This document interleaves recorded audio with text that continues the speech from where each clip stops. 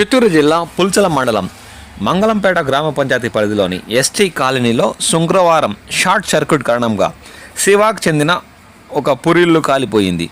ఈ ఘటనలో ఇంటిలోని బట్టలు, నిత్యావసర వస్తువులు అగ్నికి ఆహుతయ్యాయి. కూలీ పనులు చేసుకునే శివ ఇల్లు పూర్తిగా కాలిపోవడంతో సర్వం కోల్పోయాడు. ఘటనా స్థలాన్ని స్థానిక సర్పంచ్ మధు తదితరులు పరిశీలించారు.